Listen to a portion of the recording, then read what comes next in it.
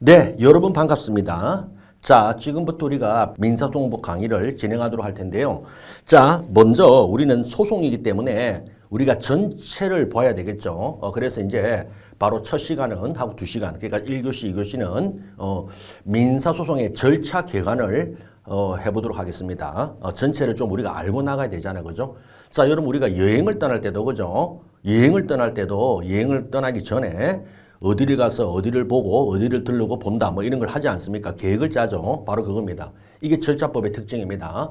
그래서 시작과 끝을 항상 같이 생각하셔야 됩니다. 시작과 끝을. 그리고 내가 지금 어느 부분을 하고 있는지 그 다음을 뭘 해야 되는지 항상 절차법은 그런 겁니다. 시작과 끝, 시작과 끝을 한다 이 말이죠. 네.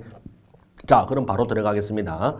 자, 민사소송 절차 개관을 보시면 제가 나름대로 총 1에서 18 그래서 절대 18개 요 테마고 요게 거의 순서대로입니다. 거의 순서대로고 우리 교재도 이런 순서로 쭉 나와 있습니다. 대부분의 교과서가 다 그렇습니다.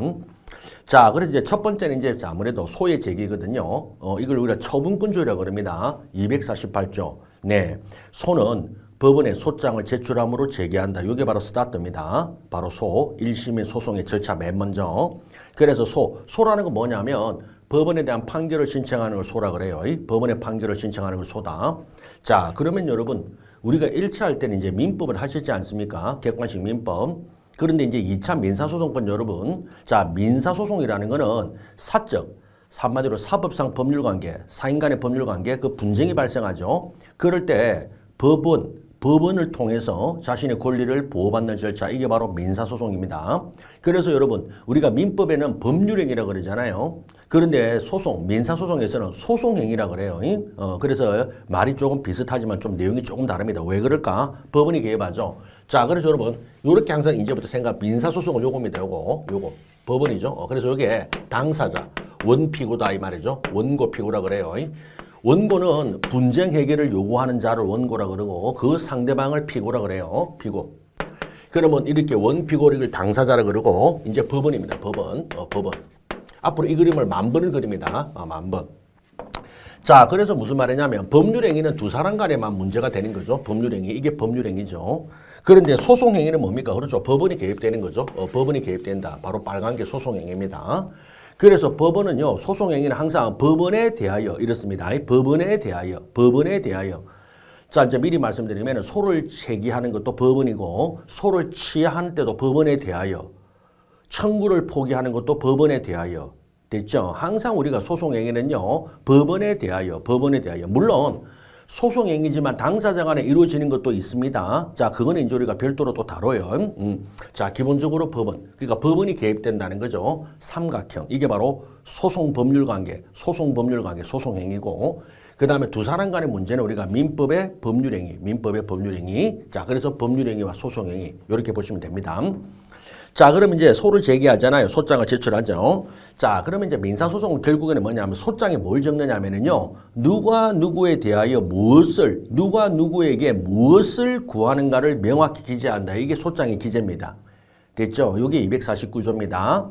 당사자 법정 대리인 청구 취지 청구 원인을 기재를 합니다. 그래서 누가 누구에게 갑이 을에게 원고가 피고에게 이 두 사람을 당사자라 그래. 당사자.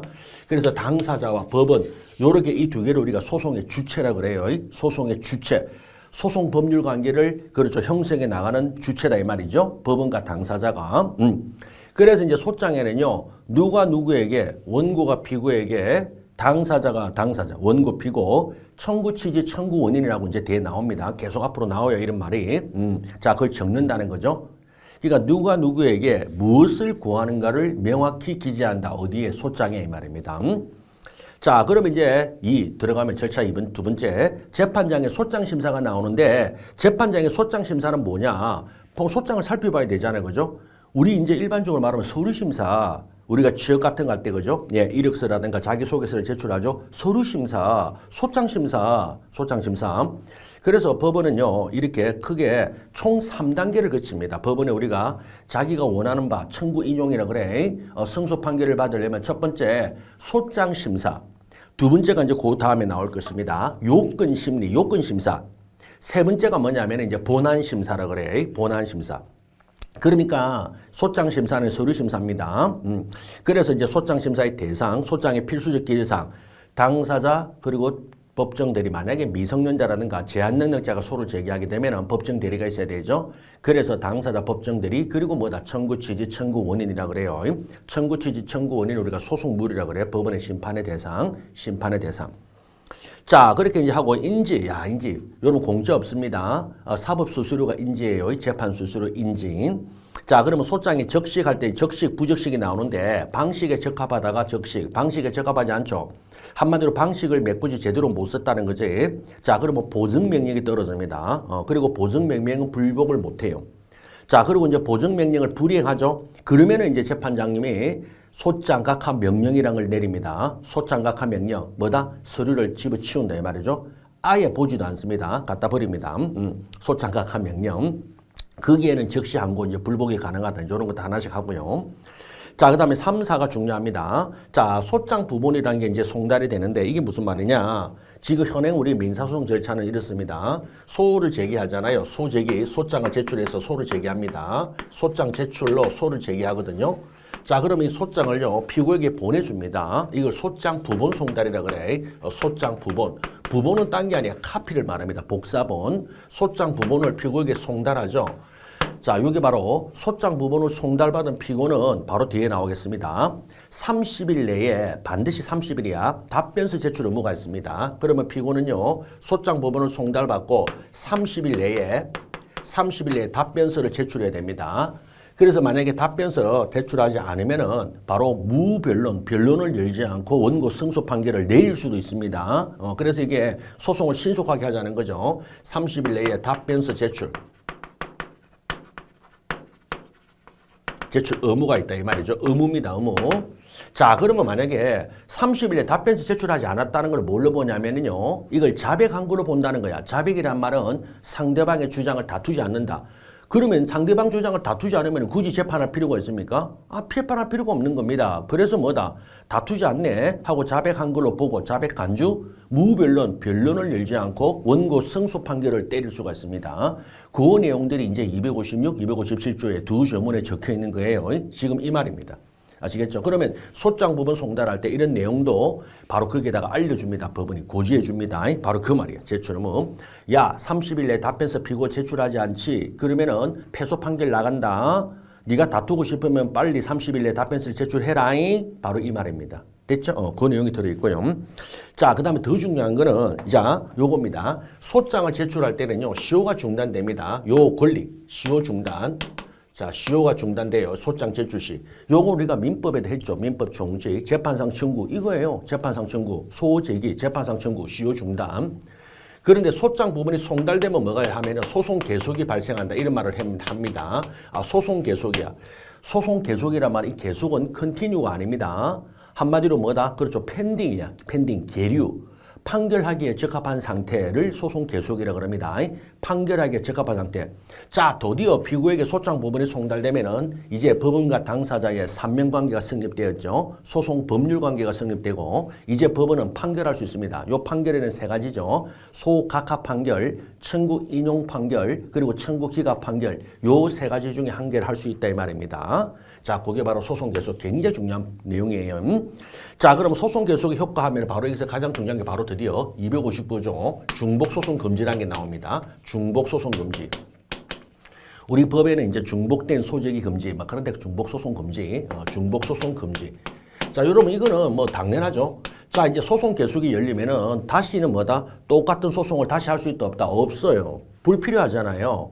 동일한 사안을 두 번 하면 됩니까? 안 되지. 그래서 이중소송, 중복소송은 금지됩니다. 아시겠죠? 똑같은 걸 다시 하지 마라잉. 다시 하지 마라잉. 바로 요게 작동해요. 중복소송 금지. 자, 그래서 이제 미리 말씀드리면은 우리가 민사소송에 3대 축이 있습니다. 제일 중요한 테마 3개인데 하나가 바로 중복소송 금지, 두 번째가 바로 제소금지가 있습니다. 다시 소를 제기하지 못하게 하는 제소금지, 세 번째가 제일 중요한 기판력. 그래서 우리가 중복, 제소금지, 기판력, 복제기, 제가 이제 수시로 이런 말 할 텐데 그러면 그거는 바로 요걸 말합니다. 이 세 개 취지는 똑같아요. 동일한 걸 다시 하지 마라 이 말이죠. 같은 걸 다시 하지 마라 이 말입니다. 자, 무슨 말이냐면 소송 중에 똑같은 걸 하지 마라. 하고 있는데 똑같은 걸 다시 하지 마라가 바로 중복 소송 금지예요. 그 다음 두 번째, 제소검제는요. 본안의 종국 판결 선고 후에 소를 취했죠. 쉽게 말하면 항소심에서 소를 취했습니다. 그리고 다시 또 소재기한다? 그러면 뭐야? 1심 판결을 여러분 엿먹이는 거죠? 아니 자기가 안 하겠다 놓고 또 다시 해. 제소금지. 기판력은 뭐냐? 판결이 확정 판결이 났는데 똑같은 걸 또 한다. 그거 안 돼. 그래서 이 세 가지는요. 본질은 똑같습니다. 뭐죠? 동일한 사안을 다시 판단하지 마라. 동일한 사람을 다시 하지 마라. 동일한 사안을 다시 문제 삼지 마라. 이 뜻입니다. 됐죠? 자, 그래서 첫 번째 중복 소송 금지. 바로 소송 계속의 효과야. 소장 부분 송달하면 시효 중단. 그런데 소장 부분이 송달돼가 소장 제출하면 시효 중단, 소장 부분 송달하면 소송 계속이 발생하고 소송 계속의 가장 중요한 효과가 바로 중복 소송 금지. 됐죠? 자, 그 내용이 들어있습니다. 자, 그 다음에 이제 4번은, 자, 미리 말씀드렸죠. 자, 피고가 답변서 제출 의무가 있다. 그리고 여기 256조, 그리고 257조 이렇게 나와 있습니다. 그러니까 제가 이제 수시로 말을 하면서 계속 이제 조문 이야기를 언급할 텐데 어쩔 수 없죠. 민사소송, 특히 소송법, 절차법은요, 조문이 가장 중요합니다. 조문이 중요합니다. 물론 실제법, 민법도 조문이 중요하죠. 그런데 더 중요한 게 바로 절차법이야. 말 그대로 절차는요, 형식이고 획일 유지 안정이거든요. 진짜 우리 판례도 그렇지만은 실무도 그렇습니다. 법대로 합니다. 민사소송 법, 민사소송 규칙, 딱 법과 규칙 그대로 한다고요. 알겠습니까? 절차기 때문에 그렇습니다. 절차는요, 무조건 규정대로 하는 겁니다. 안 그러면 큰일 납니다. 자, 그래서 이제 법을 제가 이제 계속 이제 언급을 합니다. 자, 그래서 4번 피고 답변 제출. 자, 여기 보면 1번 답변 제출 의무가 30일 내다 그러는데, 자, 여기서 추가적으로 한 개는 공시송달 외의 방법 이 말이 있는데 이것도 알아놓으시면 돼. 요래거니 공시송달은 여러분, 자, 퍼블릭 노티스 공시죠. 그러니까 상대방을 모르니까 법원에 게시판이 있거든요. 법원 사이트에 공시송달 란이 있습니다. 보낼 때를 모르고 상대방을 모르니까. 그런데 재판을 해야 되죠. 그럴 때 이용하는 게 공시송달이야. 그런데 이거는 무빌론 판결이 떨어지기 때문에 함부로 못합니다. 답변서 제출 의무를 할 수가 없는 거야. 그렇기 때문에 공시송달은 안 된다. 한마디로 불확실, 불명료한 방법인 공시송달로는 안 된다. 요것도 조심하시기 바랍니다. 그래서 법을 보면요. 공시송달 안 되는 게 두 가지가 나오는데 그중에 한 개가 요거야. 그래서 요거 답변서 제출 의무 없다. 그리고 나중에 또 자백 간주할 때도 공시송달로는 자백 간주를 못 합니다. 그러니까 요런 두 가지를 수시로 여러분이 자꾸 익숙해야 돼요. 하면서 제가 내내 말씀드리겠습니다. 자, 그럼 답변서는 뭘 적느냐면 당연하죠. 여러분 소장에 뭐 하면 소장에 뭘 적었다 그랬죠? 청구 취지와 청구 원인이 적혀 있거든, 소장에. 그럼 소장에는 청구 취지와 청구 원인을 적어놨다고, 소장, 원고가. 소청구 취지라는 거는 목적입니다. 내가 이 소를 왜 제기해야 되는지, 한마디로 소로서 달성하려는 목적, 이거죠. 이게 청구 취지입니다. 청구 취지. 예를 들어 간단하게 적는죠. 자, 갑이 원고가 채무채권자가 을에게 돈을 빌려줬는데 을이 갚지 않는다고. 그러면 뭐다? 청구 취지는 거죠. 예, 금 1억을 만약에 1억 빌려줬으면 금 1억을 지급하라 라는 판결을 구합니다. 이렇게 쓰는 게 청구 취지예요. 그 다음에 청구 원인은 말 그대로 왜 이러한 청구 취지를 하게 됐는지, 그렇죠? 그러니까 원인과 결과입니다. 그래서 이건 청구 원인이야. 한마디로 내가 을에게 언제 금 얼마를 빌려주고 이자는 얼마 받고 변적이 언제 갚기로 했는데 뭐다? 피고가 아직 갚지 않았습니다. 그래서 이 사건 소를 제기하게 되었습니다 하고 적는 겁니다. 알겠습니까? 그렇잖아요. 상식이에요, 상식. 알겠죠? 그러니까 이게 뭐다? 원하는 바, 이거 뭐다? 그 원하게 하게 된 이유, 원인, 이런 걸 적죠. 그리고 여기에 대응되는 게 이제 우리가 판결인데, 여기 대응되는 게 판결에는 여기 이제 주문으로 들어가고, 요거는 이유로 들어갑니다. 주문과 이유. 그래서 판사님의 판결서의 주문 이유고, 그 다음에 원고의 소장에는 청구 취지, 청구 원인, 이렇게 말을 적어요. 자, 그러니까 청구 취지에 대한 답변은 뭐냐면, 아유, 판사님, 재판 아예 열지 말아주세요. 소각하. 또는 뭐다? 판사님, 제가 돈을 빌렸는데 갚았다니까요. 그래서 이 사건 청구를 기각시켜주세요. 그래서 청구소 소각하에 대한 답변, 그 다음에 청구 기각에 답변한다, 이 말입니다. 자, 여러분, 이제 어려운 말이 나왔는데, 자, 요것도 제가 기본 단어를 알려드리겠습니다. 이제 각하 기각인데, 자, 소송에서 쓰는 말이잖아요. 이 소각하입니다. 소각하. 그리고 기각은 청구 기각이야. 이것도 거꾸로 쓰면 큰일 납니다. 청구를 각하한다? 틀려. 큰일 나. 그리고 소를 기각한다? 이런 건 안 돼. 반드시 각하는 소입니다. 소각하. 그리고 기각은 청구야. 이것도 틀리게 쓰면 큰일 납니다. 만약에 진짜 청구를 각하한다고 답안지 쓰면 채점자가요, 진짜 답안지를 각하시킵니다. 답안지를 각하시켜요. 점수 안 줘, 빵점이야. 그 정도로 중요합니다. 여러분, 전문가가 뭐죠? 전문 용어를 쓰는 사람이 전문가입니다. 전문 용어를 자유자재로 구사하죠. 이게 바로 전문가야. 그런데 전문가가 전문 용어를 틀리게 쓰죠? 그러면 이미 전문가가 아닌 거야. 자격이 없다 이 말이에요. 알겠죠? 그게 굉장히 중요합니다. 그래서 소를 각하하고 청구를 기각합니다. 자, 각하와 기각은 뭐냐면 이렇게 생각하시면 됩니다. 각하는요, 자, 여러분, 각하는 무슨 뜻이냐면은, 여러분, 이게 내려놓다 합니다. 기할 때 기가요, 이게 버릴 기자예요.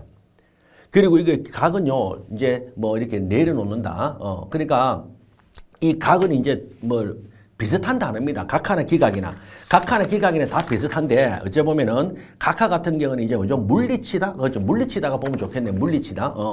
그래서 이제 굳이 제가 이제 한자 해설을 하면은, 물리치고 내려놓는다고, 이거는 이제 물리치고 버린다야. 그럼 이게 무슨 말이냐면, 이제 이게 관용 표현입니다. 각하란 건 이렇게 생각하면 돼요. 제가 이제 얘를 딱 떠오르는 거 항상 하는데, 이렇게 생각하면 됩니다. 며느리가 밥상을 차렸습니다. 시아버지 밥상을, 딱 차렸어. 근데 그 시아버지가 딱 봅니다. 그래서 밥상을 딱 보니까 본인이 좋아하는 반찬이 없는 거야. 알겠습니까? 생선구이도 없고 젓갈도 없습니다. 엥 이러면서입니다. 밥상을 물렀거라 그래. 진짜요? 아예 숟가락을 들지도 않죠. 그건 각하라 그래. 각하. 알겠습니까? 아예 재판에 들어가지 않겠다 이 말입니다. 재판에 들어가지 않겠다가 바로 각하라 그래. 와닿습니까? 근데 두 번째 반찬이 있습니다. 그래서 이제 뭐다? 이 아버지가 밥을 떠먹습니다. 반찬하고 밥을 막 먹고 뭐다? 맛있다 하면 뭐다? 그렇죠. 그러면 이제 인용, 맛이 없다 하면 기각이야. 와닿습니까? 이걸 이제 우리가 전문용어로 뭐라 그러냐면, 자, 소송 요건에 대한 판단, 그래요. 요건 판단에서 요건이 불비가 되죠. 요건에 흠결이 있죠. 그러면 소각하 판결한다, 이래. 각하. 아예 본안 재판에 들어가지 않겠다, 야. 그 다음에 요건을 다 갖춰졌죠. 그러면 본안 판단에 들어가요. 그러면 그때는 뭐라고 한다? 그 다음에 본안 판결에는 인용과 기각이 있어. 청구를 인용. 그래, 네 말이 맞다. 다 받아들이겠다. 인용. 기각은 뭐다? 네 말이 틀렸다. 이유 없다. 버린다. 이 말이에요. 알겠죠? 그런 식으로 딱 이해를 하시면 됩니다. 딱 그 각하 기각. 알겠죠? 그런 느낌. 자, 그래서 각하 기각. 그 다음에 청구원인이 답변할 때는 양가로 2번. 항변과 이를 뒷받침하는 구체적 사실을 적시. 예, 당연합니다. 자, 한마디로 돈을 내가 빌렸는데 갚았다거나 소멸시효가 완성됐습니다. 이런 내용들을 적는 겁니다. 이게 바로 뭐다? 항변. 항변은요, 원고 주 청구를 배척하는 사실들을 다 항변이라 그래. 원고 청구를 배척하는 주장, 이런 것들을 항변이라 그럽니다. 판사님, 제가 갚았습니다. 그러니까 뭐다? 원고의 청구는 이유가 없지 않습니까? 하는 게 항변. 소멸시효가 완성됐습니다. 그래서 내가 갚을 이유가 없지 않습니까? 하는 게 바로 항변. 원고 청구를 배척하는 바로 요 피고 주장 같은 건 항변. 자, 그러면 이제 답변서를 제출하지 않았죠. 부제출. 그럼 아까 뭐랬죠? 예, 바로 요겁니다. 자백간주, 무변론, 승소 판결합니다. 답변서 제출은 뭐가 있는데 만약에 부제출, 제출하지 않았죠.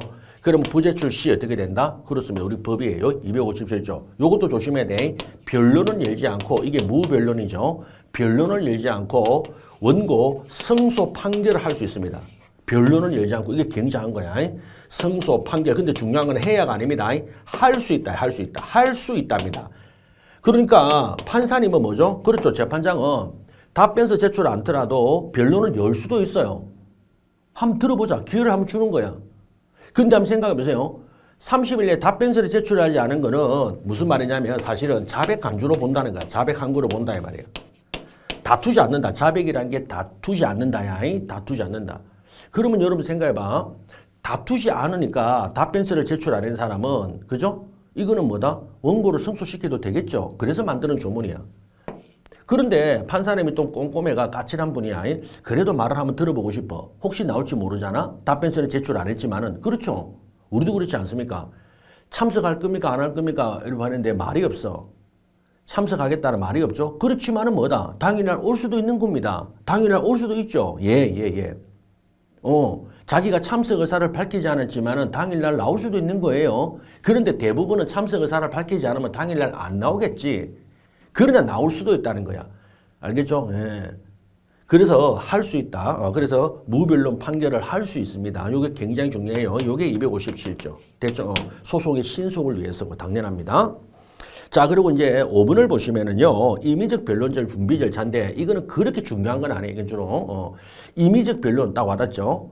변론 준비입니다. 자, 변론이 아니고 변론 준비야. 변론은 뭐다? 판결을 내리는 과정이고, 변론 준비는 말 그대로 변론을 위한 준비입니다. 변론을 위한 준비. 그래서 우리가 요리 같은 거 하더라도 작물을 보고, 그죠? 재료를 사서 다듬어 놓죠. 씻어 놓고 다듬어 놓죠. 그리고 이제 뭡니까? 시간이 되면 본격적으로 요리에 들어가죠. 그러니까 요리에 들어가면은 변론이고, 요리 재료를 사서 뭐다? 씻어 놓고 분류해 놓고 다듬어 놓죠. 이런 걸 뭐라고? 변론 준비라 그래요. 말 그대로 변론 준비. 한마디로 주장과 증거를 정리하는 절차. 이게 바로 정리 절차가 변론 준비입니다. 여기. 자, 그래서 준비를 하는데 이거는 임의적이에요. 임의적이란 말은 재판장이 뭐다? 사안이 간단하면 바로 변론 들어가면 돼요. 사안이 간단하면. 근데 사안이 복잡하죠. 그럼 뭐다 좀 준비를 하고 들어가자는 거예요. 알겠죠? 그래서 임의입니다. 재판장이 할지 말지를 재량으로 선택하는 겁니다. 자, 그 진행은 두 가지 방식에 있습니다. 첫 번째는 서면 교환이야. 말 그대로 서류만 왔다 갔다 해봅니다. 정리가 될 수 있거든요. 그런데 서류만 가지고 안 될 때가 있습니다. 본인의 말을 직접 듣고 싶죠. 그러면 그걸 변론 준비 기일이라고 그래. 자, 이제부터 무슨 기일이 나오는데 기일이 되게 많습니다. 변론 기일, 변론 준비 기일, 증거조사 기일, 판결 선고 기일. 하여튼 기일이 나오면은요, 법원에 사람이 모여서 하는 날 이리 생각하면 돼요. 법원에 사람이 모여서 하는 거를 기일이라 그래요. 기일, 기일. 됐습니까? 법원에 사람들이 모여서 떠든다. 이게 바로 기일이야. 법원에 사람들이 다 나와서. 됐죠? 그러니까 법원에 오니까 판사님 나오시고 당사자도 나오고. 그래서 뭐다? 그래서 법원과 당사자가 모여서 떠드는 날, 이게 바로 기일이라 그래요. 기일. 그러니까 서면으로 공방, 서면이 왔다 갔다 해도 되지만은 우리가 서류 가지고는 글자 가지고는 잘 모를 수가 있죠. 문서 가지고는. 그럴 때는 불러 모으는 거야, 판사님이. 알겠죠? 그러니까 법원에 불러서 이제 들어보는 겁니다. 들어봐. 이거는요, 변론이 아닙니다. 변론 준비라 그래. 자, 그럼 이제 세 번째, 변론 준비 절차에서도 증거조사 되는데 조심할 거는 뭐냐면 딱 두 가지는 안 돼. 밑에 요거 정인신문과 당사자 신문. 이 정인신문과 당사자 신문은 정인은 제3자, 목격자죠. 참고의 말을 들어보는 거죠. 사안을 잘 보고 들은 사람들이 정인이죠. 그 다음에 당사자는 원피고 본인의 말을 들어보는 거야. 자, 정인인과 당사자 신문을 우리가 인정이라 그래요. 이거는 바로 사람의 말을 듣는 거야. 그러면요, 사람의 말을 듣는 거는 반드시 이거는 뭐다? 변론에서 해야 되지. 준비 절차에서 하면 안 된답니다. 요거 꼭 아셔야 돼. 그 취지한 내용은 다시 이제 우리가 본 진도 가면 제가 정확히 다시 말씀드리는데, 일단 지금은 그런 느낌. 사람의 말을 듣는 거는 본 게임이 메인 게임인 변론에서 해야지 변론 준비에서는 못합니다. 못합니다.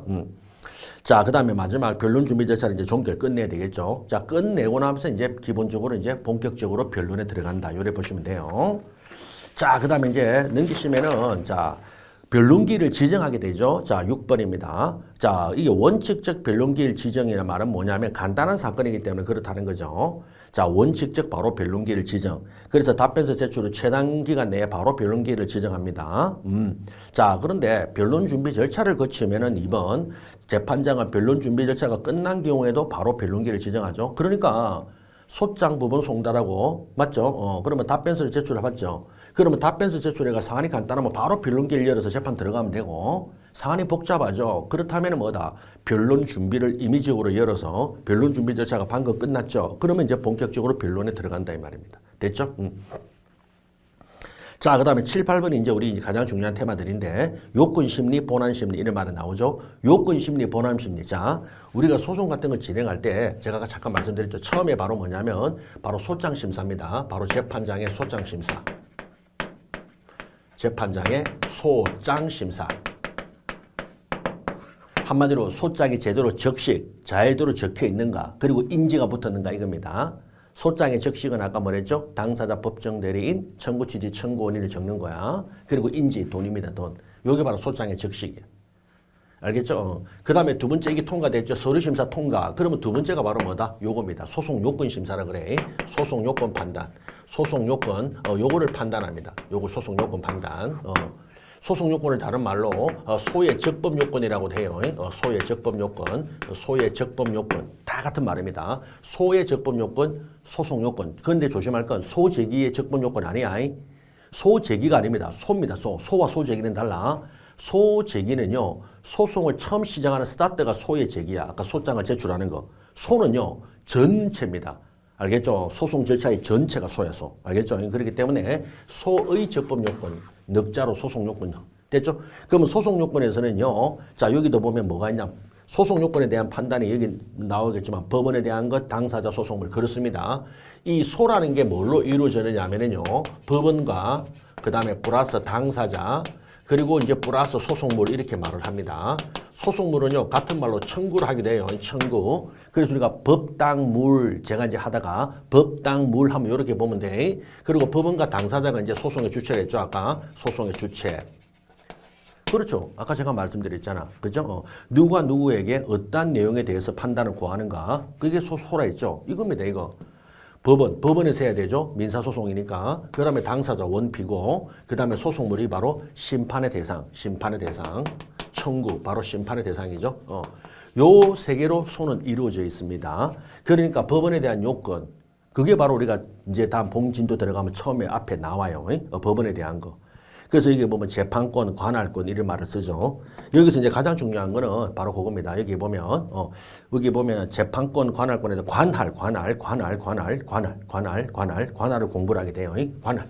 한마디로 어느 부분에다가 소를 제기하고 거기서 재판해야 되는가 하는 게 관할이야. 관할.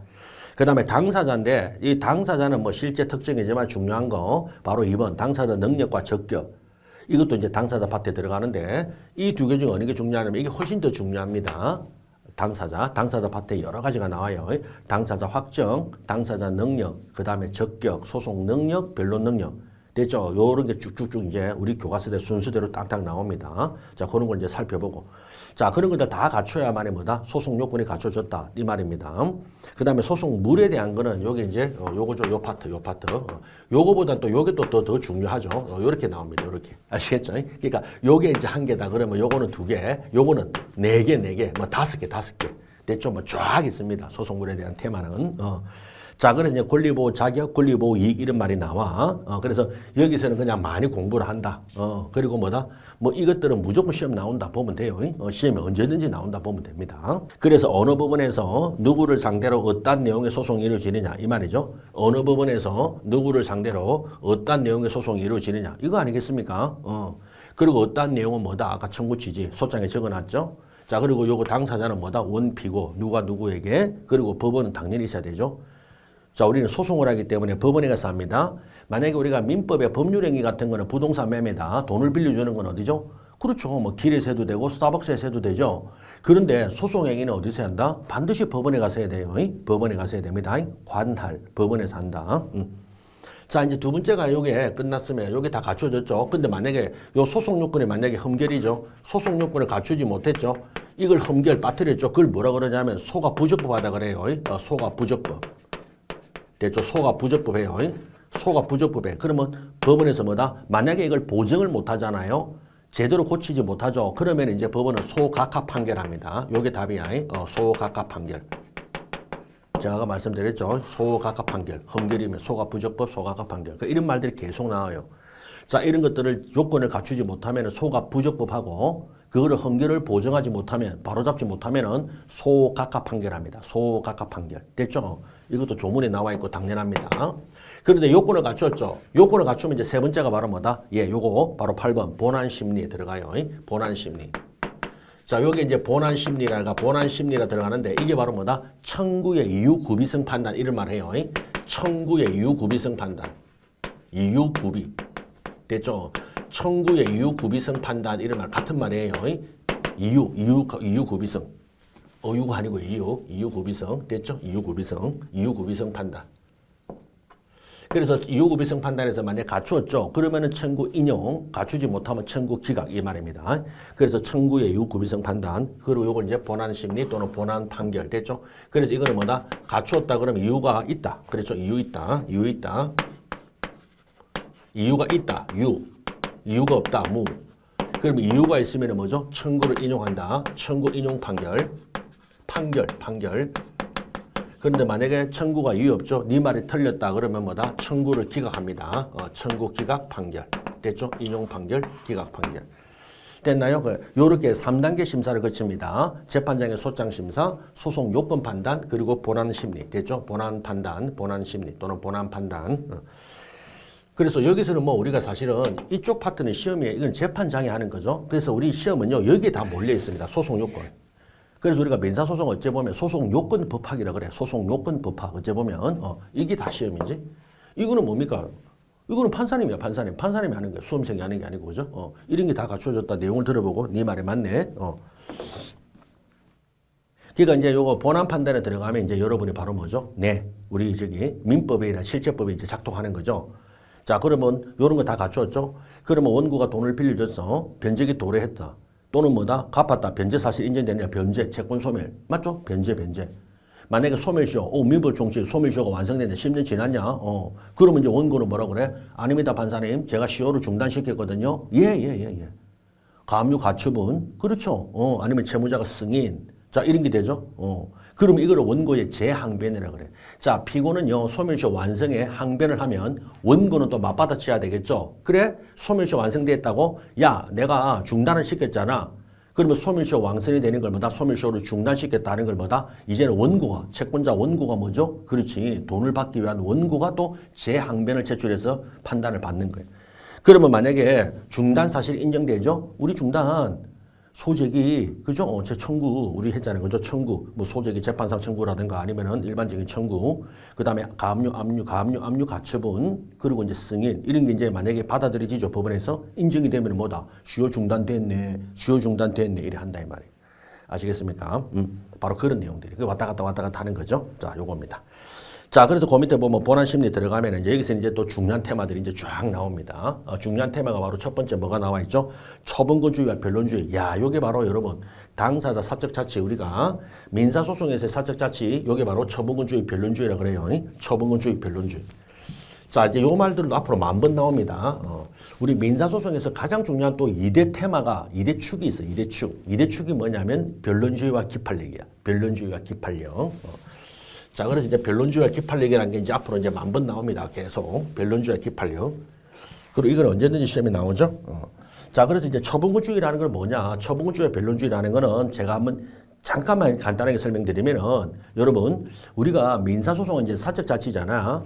그래서 이제 소송법에서 사적자치, 우리 민법 법률행위 사적자치처럼. 자, 그러면은 당사자가 주도하고 당사자가 다 정하는 걸 당사자주의라 그래. 그런데 그게 아니라 법원이 정하고 법원이 주도하죠. 이걸 직권주의라 그래. 직권주의. 그래서 법원주의와 당사자주의와 직권주의라는 게 나와요. 자, 그러면 이제 이것도 우리가 본 게임에서 본 진도에서 나올 텐데 미리 한번 잠깐만 살펴보면 이겁니다. 자, 당사자주의. 자, 그리고 이제 직권주의야. 직권주의. 그러면 당사자주의와 직권주의입니다. 이게 역할 분담이야. 쉽게 말하면 법원과 당사자 역할 분담. 자, 그래서 이거는 법원과 당사자 간의 역할, 각자 할 일이죠. 역할을 어떻게 나눌 것인가. 여기 대해서 이제는 법 제도입니다. 나라마다 다른데 우리나라죠. 대한민국 민사소송법은 이렇습니다. 자, 심판의 대상을요, 우리는 당사자주의에 따릅니다. 자기가 당연히 정하죠. 이거를 뭐라 그러냐면 처분권주의라고 그래요. 처분권주의. 자, 우리 처분권주의는 여러분 크게 세 등급입니다. 절차를 개시, 심판의 대상과 범위, 절차의 종료를 당사자 원고에게 맡긴다는 거예요. 알겠습니까? 당사자가 소를 제기하는 자기 마음이고, 심판의 대상을 뭘 정할지도 원고 마음이고, 그 다음에 자기가 했기 때문에 자기가 그만두겠다, 절차를 종료하는 것도 자기 마음이에요. 알겠습니까? 그래서 계대종이라 그래. 절차의 개시, 심판의 대상, 심판의 종료, 절차의 종료. 이걸 당사자 사적 자체에 맡기겠다. 처분권주의. 자, 그러면 여러분 심판의 대상이 있으면 이제 뭐죠? 그러면 당사자 원고가요, 판사님 제 말을 좀 들어주세요 하고 청구를 하잖아요. 그러면 그 청구가 이유 있다는 걸 판사님에게 또 설득시켜야 되겠죠? 주장과 입증. 네, 바로 소송 자료의 수집, 제출 책임이죠. 그래서 심판의 대상이고 이제 두 번째 파트가 이제 소송 자료입니다. 한마디로 소송 자료에 그렇죠, 수집이라든가 제출. 됐죠? 소송 자료 수집 제출을 어떻게 할 것인가 이 말이죠. 이것도 당사자에게 맡긴다. 예, 이게 바로 변론주의입니다. 이게 바로 변론주의예요. 됐죠? 그러니까 심판의 대상에 관해서 당사자에게 맡기는가 처분주의, 처분권주의고 소송 자료에 대해서도 당사자에게 맡긴다가 변론주의입니다. 그래서 우리가 크게 두 가지 처분권주의와 변론주의를 당사자주의라고 그래요. 자, 그러면 이제 절차를 진행하는 거 있잖아요. 절차 진행. 그러면 절차 진행도 당사자에게 맡기면 되냐? 이게 당사자 진행인데 우리 대한민국은 절차 진행은 당사자에게 안 맡겨요. 이거는 법원이 주도합니다. 법원이 주도해요. 이걸 우리가 직권진행주의라고 그래요. 요거는 절차는 당사자에게 맡기면 안 돼. 그래서 이거는 법원이 주도한 데서 이건 직권진행이라고 그래요. 그래서 우리 대한민국 현재 처분권주의, 변론주의, 직권진행주의 이렇게 이루어집니다. 아시겠습니까? 자, 그리고 이제 당사자에게 막 맡기다 보면은 문제가 막 생기겠죠. 이길 사람이 이기는 게 아니라 돈 많고 시간 많고 기술이 좋은 사람, 법 기술이 좋은 사람이 이기게 된다 이 말이죠. 예를 들어 고시생하고 삼성생명이야. 고시생하고 삼성생명이 소송하면요 100% 삼성생명이 이깁니다. 삼성생명은 돈이 많고 변호사도 빵빵합니다. 돈 많고 변호사 많다 하면 이겨요. 고시생은 뭡니까? 시간 없고 가난하고 힘듭니다. 무식하고 그러면 진다고. 그러면 이걸 좀 보완을 해줘야 되겠죠. 그래서 이거를 보완해주는 게 바로 우리가 그 유명한 성명권입니다. 성명권. 이게 바로 성명권. 그래서 법원이 이걸 좀 살펴준다 해서 136조 성명권으로 처분권주의와 변론주의를 보완합니다. 보완. 그 다음에 법원이 막 너무 주도해가지고 막 나갑니다. 법원이 막 나가죠. 그러면 뭐다? objection. 예. 이게 바로 절차 이권, 바로 151조. 요걸로 또 뭐다? 그렇죠. 통제, 좀 제어를 좀 하죠. 그래서 이권을 작동시켜서 151조. 그렇게 해서 이제 좀 법원의 절차 주도권을 갖는 거를 좀 뭐다? 제지를 좀 하는 겁니다. 아, 판사님 그게 아닙니다. 아, 판사님 스톱. 이 말이에요. 알겠죠? 그런데 이 이권은요, 본질이 적극적인 표현이 아닙니다. 뭐라 그러냐면 소극적이라 그래. 문제 삼지 않으면 넘어가. 이게 더 의미가 있어. 이걸 뭐라고? 이익권의 포기 상실 그래. 안 어렵죠? 이익권의 포기 상실. 여러분 생각해봐요. 문제 삼지 않으면 넘어간다 이 말이에요. 이게 절차입니다. 만약에 문제를 삼을 것 같으면 적극적으로 행사를 하라 이거야. 적극적으로 행사를 하라 이거야. 아시겠죠? 그래서 이익권은 오히려 이익권의 포기 상실이 훨씬 더 의미가 있고 그런 것들 우리 교재 이제 앞으로 절차 나오잖아요. 내내 중간중간 한 번씩 나와요. 아시겠죠? 자, 그래서 요 표를 꼭 기억하세요. 이것도 한번 제가 10,000번은 그립니다. 10,000번. 10,000번은 그려. 요래 보시면 돼. 자, 그 다음에 변론주의를 보면은요, 소송자료 수집 제출을 당사자에게 맡긴다. 그리고 제출된 자료만 판단의 기초, 재판의 기초다. 아주 중요합니다. 여러분, 법원은요, 당사자가 주장하지 않은 사실은 절대 판단 안 합니다. 이게 굉장히 중요한 말이야. 당사자가 주장하지 않은 건 절대 판단 안 한다. 이 말은 뭐냐면, 간단한 예 하나만 딱 들면 돼. 자, 원고 채권자가 피고에게 뭐라 말하냐면 대금 반환 빌려준 돈 내놔라 그래. 돈 1,000만 원 빌려준 거. 그런데 판사님은 알고 있어. 빌려준 거 딱 보니까 차용증 보니까 이미 소멸시효 완성됐어. 전두환 때 빌려줬어. 전두환 때. 그리고 소멸시효 뭐 언제적입니까? 10년 지났죠. 일반 채권. 10년 지났어. 그럼 판사님은 알아. 소멸시효 완성됐네. 안 갚아도 돼. 그런데 피고 채무자가요. 내내 변제 주장만 하는 거야. 갚았다고만 하는 거야. 갚았다고만. 변제. 그 판사님은 답답하잖아. 그러면 잘 봐. 당사자인 피고 채무자가 변제만 주장하고 소멸시효가 완성됐다는 주장을 하지 않죠. 그러면 법원은 아무리 알고 있더라도 판사가 절대 소멸시효 완성 판단하면 절대 안 됩니다. 왜요? 변론주의. 당사자가 주장하지 않은 사실은 법원은 절대 판결의 기초로 삼아서는 절대 안 됩니다. 절대 안 됩니다. 왜냐? 법원이라는 게 뭐죠? 판사는 중립적이고 공정한 제3자죠.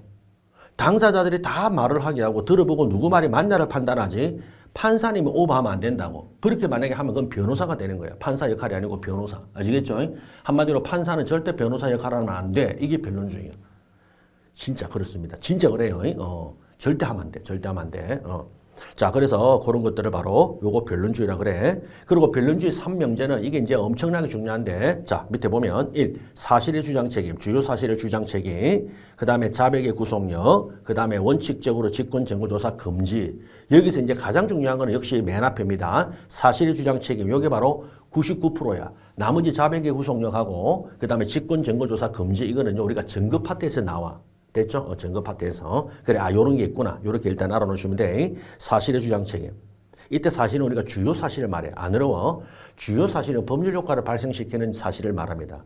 알겠죠? 구성요건 해당 사실. 권리 의무를 발생시키는 사실이 바로 주요 사실이에요. 주요 사실. 그러면 주요 사실에 대해서 주장 책임. 주장하지 않으면 법원은 판단 안 해준다. 이런 겁니다. 알겠습니까? 자기에게 유리한 사실을 주장하지 않으면 그 유리한 사실에 대해서 법원은 판단하지 않겠다. 이 말이야. 와닿습니까? 그런 게 바로 사실의 주장 책임이래요. 그리고 여기서도 어마어마하게 많은 테마가 들어있는데 그것도 제가 본 강의 들어가면 해드리겠습니다. 당연히 해야 되고.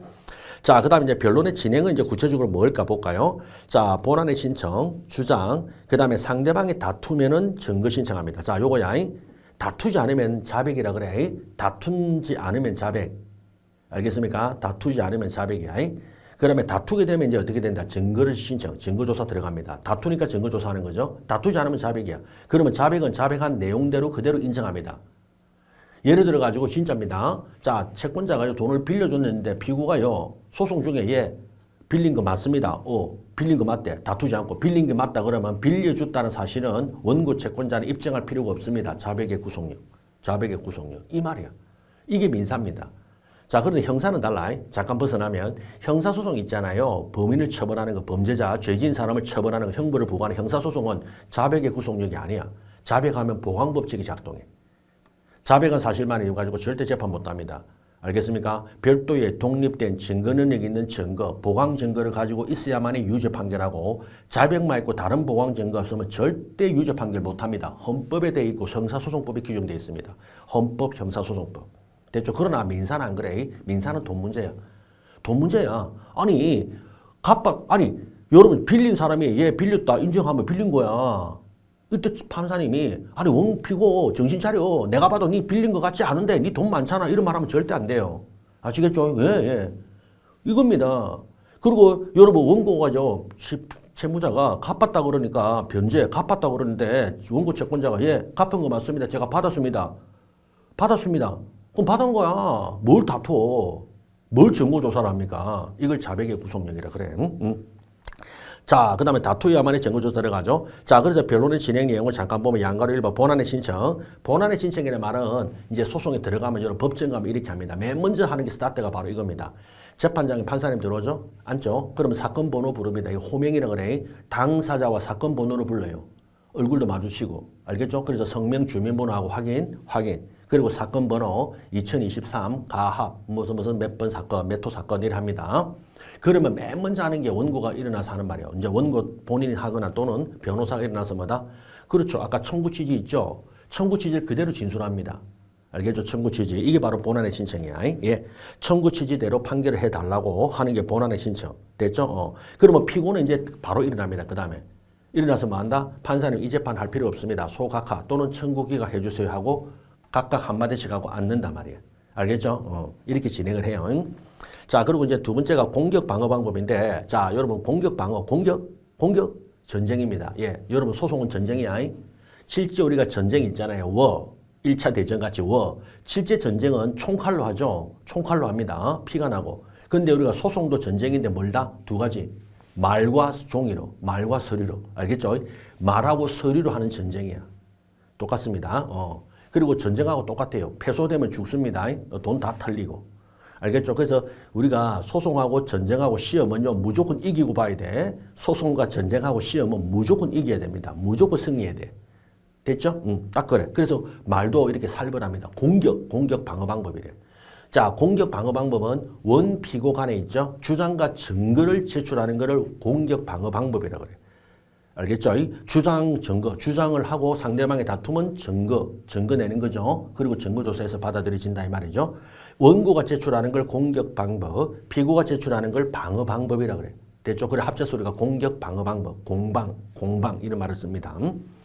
자, 그러면 이제 피고가 답변하면 어떻게 하느냐 이게 또 중요합니다. 자, 피고는요 청구 원인에 대해서 다음과 같이 네 가지를 할 수 있습니다. 답변 태도가 첫째가 부인부지.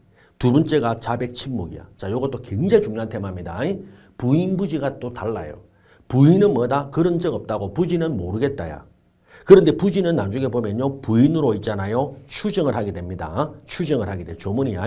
그 다음에 자백하고 침묵이 훨씬 중요한데 자백은 뭐다? 네, 맞습니다. 예, 상대방 말이 맞습니다. 다투지 않는 거죠.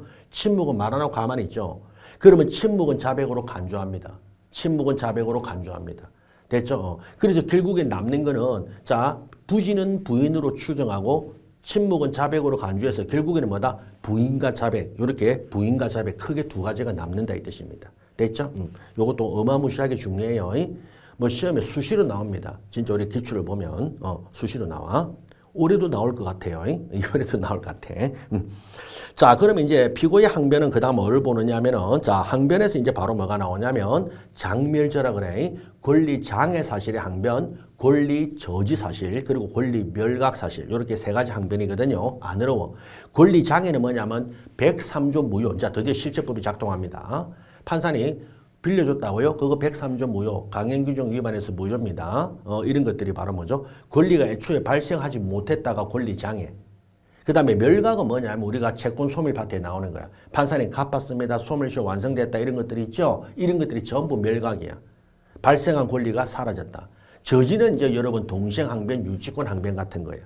네, 발생한 거 맞지요. 그런데 쟤도 이행을 안 하니까 나도 안 하는 겁니다. 내가요, 얘 안 하는 게 아니라 쟤가 안 하니까 나도 안 합니다. 항변. 됐죠? 이걸 바로 저지. 자, 그리고 이제 다투게 되면 증거신청 들어가잖아요. 그 다음에 마지막 증거조사. 예. 이제 여기서는 이제 증거조사가 크게 우리가 여기 나오는데 가장 중요한 거는 문서입니다. 세 번째 문서. 서적이나 그래. 그래서 문서에다가 언더라인. 그 다음에 두 번째가 증인신문인데 요렇게 보시고 그 다음에 이제 또 의미 있는 거는 당사자 신문이라 그래. 한마디로 원피고 당사자를 증거 방법으로 해서 원래는 소송의 주체인데 그런데 증거 방법으로 진짜 이런 것도 우리가 한 번씩 합니다. 알겠죠? 원고가요 너무 억울해가지고 판사님한테 본인 신문 알겠죠? 원고 신문 당사자 신문을 요청해요. 그러면 이제 뭐다? 이 원고 당사자가요, 정인석에 나와서 자기가 있잖아요. 마치 정인처럼 자기가 있잖아요. 피해를 당한 사실이나 이런 걸 막 진술합니다. 울면서. 알겠죠? 이게 당사자 신문이에요. 요까지. 됐죠? 자, 그래서 요런 것들을, 자, 요까지 말한 거 있잖아요. 요런 것들을 가지고 우리 앞으로 이제 여기서 요 초본건축 변론주의 본안심리. 그러니까 욕구의 7번 요건심리, 그 다음 8번 본안심리가요. 이게 바로 우리 문제의 보고입니다. 여기서 실제 시험 문제 한 70% 나온다 보면 70%는 좀 너무한가? 뒷부분도 중요한 건데 어쨌든 반은 나옵니다. 반은 나온다 보면 돼요. 굉장히 중요하죠? 예. 자, 그래서 여기까지 일단 하고 그 다음에 이제 9번부터는 이제 또 잠시 쉬었다가 하겠습니다. 네.